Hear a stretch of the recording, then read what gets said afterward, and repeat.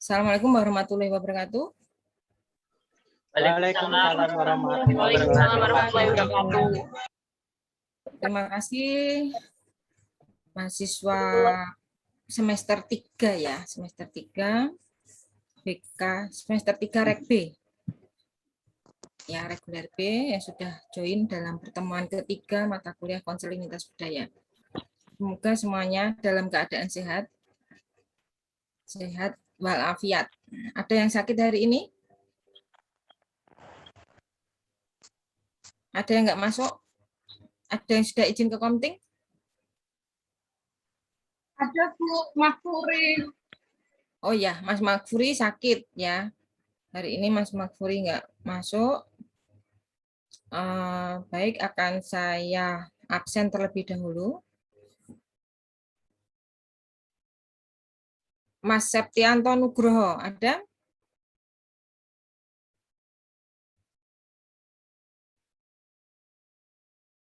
Mas Septianto Nugroho? Belum hadir, Mbak? Tidak ada ya? Ya. Belum, Bu.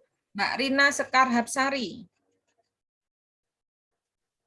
Hadir, Bu. Hadir. Mas Denny Darmawan? Hadir, Bu. Mbak Siska Hadir. Fahmi? Hadir, Bu. Mas Umarul Faruk? Hadir, Ibu. Mas Gloriono Sandi? Hadir, Bu. Mbak Siti Auliniswa? Hadir, Bu. Mbak Salsa Oktaviana Islami? Ada Mbak Salsa? Bu. Hadir? Ya. Mbak Sela Eviana? Hadir, Bu. Mas Sandi tadi udah kelihatan. Hadir, Mas Sandi? Ya. Hadir, Bu. Novana Siva? Hadir, Bu. Mbak Salsa Bila Anissa? Hadir, Ibu. Mbak Aulia Diah Fauziah? Mbak Aulia ada?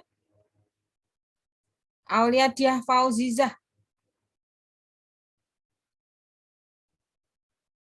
Nggak ada ya, Mas? Nggak hadir? Tidak, Bu. Nggak hadir ya.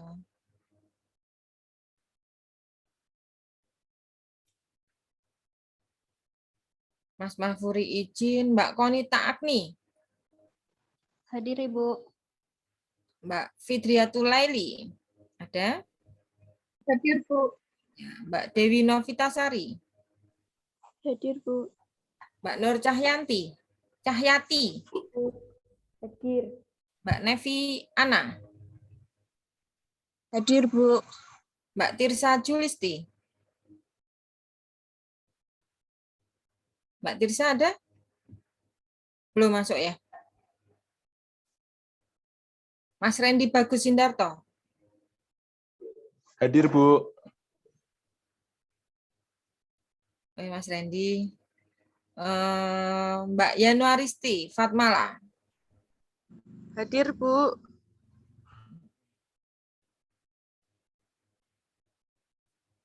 Mbak Ragil Ningtyas? Hadir, Bu. Ya, Mbak Yosi? Hadir. Ada Mbak Agustin Napuput? Hadir. Ya, Mas Sidik Nugraha? Hadir, Bu. Mas Aditya Dwi Kurniawan? Hadir, Bu. Ya, Mbak Eka Diah Rizkiana? Hadir, Bu. Ya, Mbak Alimatul Masadah? Dalam hadir, Bu. Ya, Mbak Wirantika? Hadir, Bu. Mbak Genta Feni? Hadir, Bu. Mas Deki Dwi Sanjaya? Mas Deki ada? Nggak ada. Ya, ternyata masih ada yang belum join. Semoga masih bisa gabung ya. Karena tidak ada izin, semoga nanti masih bisa gabung. Ya. Sebelum kita mulai ke pertemuan dengan materi ketiga, Bu Novi ingin tahu dulu. tentang konsep dasar konseling lintas budaya yang minggu lalu sudah kita bahas bersama. Ya, sambil mengingat-ingat materi minggu lalu, flashback dulu. Sekarang, siapa yang mau menjelaskan tentang konsep dasar konseling lintas budaya? Apa yang sudah kalian pahami tentang konseling lintas budaya? Silakan. Saya Bu mau mencoba. Ya, silakan Mbak Yosi. Jadi konseling lintas budaya itu adalah sebuah interaksi di dalam konseling yang mana konselor dan konseli itu secara dasarnya itu memiliki persamaan budaya tapi merasakan perbedaan budaya. Nah, jadi fokusnya di konseling lintas budaya itu adalah interaksinya yang bermanfaat dan memiliki arti, Bu. Makasih. Ya, bagus. Terima kasih Mbak Yosi. Ada nggak temannya yang ingin menambahkan lagi? Dicontohkan dalam bentuk contoh. Ya, dalam bentuk contoh. Bagaimana konseling lintas budaya ketika di situ ya sebenarnya kita itu dengan klien kita sebagai seorang konselor, kita dengan klien itu yang bagaimana ketika dalam konseling lintas budaya yang sebenarnya kita itu ada persamaan.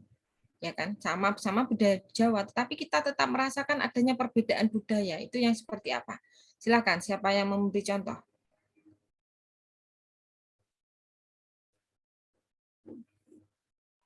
Saya Bu mau mencoba. Ya, silakan. Contohnya perbedaan cara bersalaman antara orang Jawa dengan orang Medan.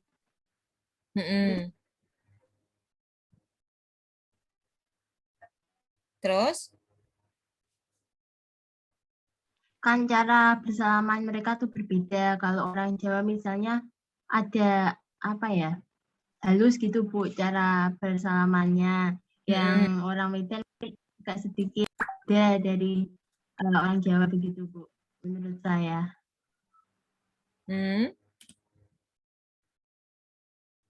Ada lagi yang mau menambahkan? Tadi suara Mbak Salsa agak kurang jelas ya. Silakan. Mungkin kita sama-sama budaya Jawa, tapi dalam budaya Jawa kan ada bahasa Jawa yang halus dan ada bahasa Jawa yang kromo inggil sama kromo halus. Biasa kan berbeda itu. Biasanya yang anak muda itu biasanya pakai bahasa kromo biasa, sedangkan kalau orang dewasa itu biasanya pakai kromo inggil. Padahal itu kita sama-sama dalam budaya Jawa, tapi kita berbeda dalam berbahasa. Iya. Ya, terima kasih Mbak Olin. Selanjutnya, ketika kita sudah tahu apa itu konseling lintas budaya, termasuk sudah bisa memberi contoh sama-sama orang Jawa, tapi kita punya tradisi mungkin ya, atau norma atau adat yang memang mungkin berbeda ketika berbahasa, termasuk penggunaan bahasa ketika bertemu orang, sapaan seperti apa, itu kita memang sudah dalam lintas budaya, apalagi ketika dalam melakukan konseling. Sehingga tuntutan menjadi seorang konselor lintas budaya itu yang seperti apa? Siapa yang bisa menjawab? Tuntutannya yang seperti apa?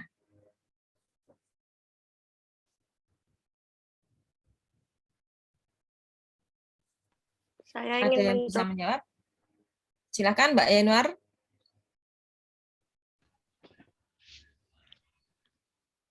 Mbak Yanuar mau menjawab. Tuntunan pada konseling lintas budaya ini, konselor perlu memiliki kepekaan budaya. Konselor melepaskan diri dari bias-bias budaya. Konselor mengapresiasi keragaman budaya. Konselor tampil menerapkan respon budaya dalam perilaku profesionalnya. Dari segi ini, maka konseling pada dasarnya merupakan sebuah perjumpaan budaya atau cultural encounter antara konselor dengan klien yang lainnya. Ya, terima kasih Mbak Yanuaristi bahwa di situ tuntutan sebagai seorang konselor lintas budaya memang kita harus peka budaya.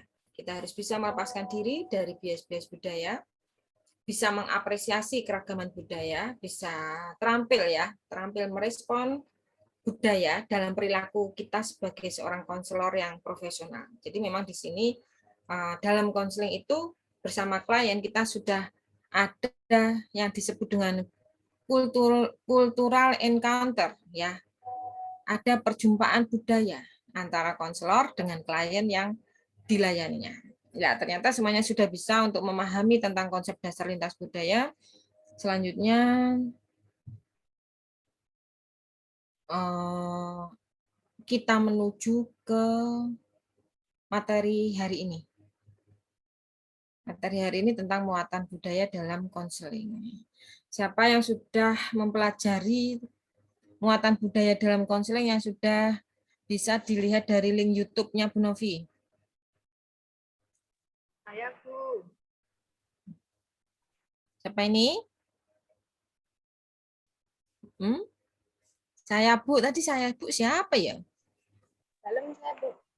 Saya, Bu, Alimatul. Oh, Mbak Alimatul. Ya, silahkan Mbak Alimatul. Muatan budaya konseling. Dalam konseling budaya agar tidak terjadi kesalahpahaman yang perlu diperhatikan oleh konselor adalah adanya muatan budaya dalam konseling dengan memperhatikan bahasa verbal dan nonverbal ketika melakukan konseling, karena kesalahpahaman dapat terjadi apabila pihak yang berkomunikasi berasal dari budaya yang berbeda dan memiliki bahasa nonverbal yang berbeda. Misalnya mahasiswa jurusan BK diajari tentang bagaimana menciptakan raport atau hubungan yang kondusif dengan klien, antara lain melalui penataan lingkungan konseling dan memahami bahasa nonverbal dalam konseling. Terus ada lagi? Jadi muatan budaya dalam konseling, ya. Salah satu tadi contoh dihubungkan yaitu ketika mahasiswa BK diajari tentang bagaimana menjalin hubungan atau raport. Ya, menjalin hubungan atau raport. Dalam menjalin hubungan atau raport itu, kita itu yang dibutuhkan selain bahasa nonverbal juga ada bahasa verbal, ya. Nonverbal itu apa? Dari perilaku yang muncul, gerakan tubuh kita itu termasuk nonverbal. Ekspresi kita itu termasuk nonverbal. Dan di situ itu mengandung unsur budaya. Selain bahasa, selain